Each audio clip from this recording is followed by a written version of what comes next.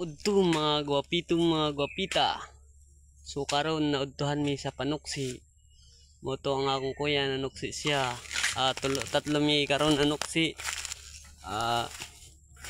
Katupod nanuksi po dito sa unahan ang akong papa.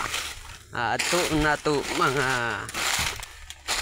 gwapita o gwapito. Itor sa tamo para ma-enjoy mo sa view diri. Para mabalaan nyo kung unsa kanindot ang view diri sa kaabakhanan. Grabe na diri kalimpyo. Tapos na ang akong papa sa pagtoksi. Mauna iya nang hikot kay dalon na namo dito sa unahan unya. Mauna ng akong papa senior citizen, 64 ang edad pero kusgan pa mo dala og balutan. Yan. Grabe na kalinis yung abakhanan ni Kagawad Good.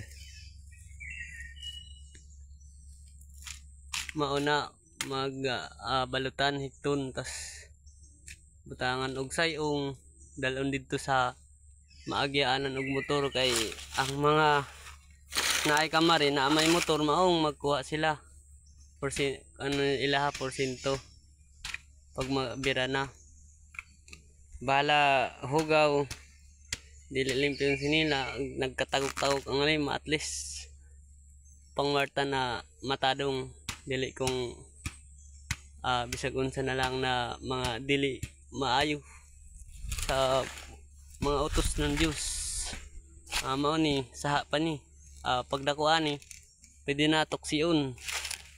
Mao ni kanindot ang mga probinsya, presko ang hangin. Walay mga usok. Nindot diritura no. Grabe no. Ganda ng view. Press na press ang simoy ng hangin. Maganda yung mga awit ng mga ibon. Yan no. Grabe kaganda. At ano pa, tahimik pa dito, walang gulo. Masarap dito lagyan ng bahay kasi ang lalayo sa mga mga gulo. Tapos pang simoy ng hangin. Yan, ito tamo diri para ma-enjoy pud mo sa bukid. Ang taga lungsod na hindi sanay sa bukid, ito tamo diri para ma-enjoy mo. Pag adto mo sa bukid, mo nini makita mga sagbutan.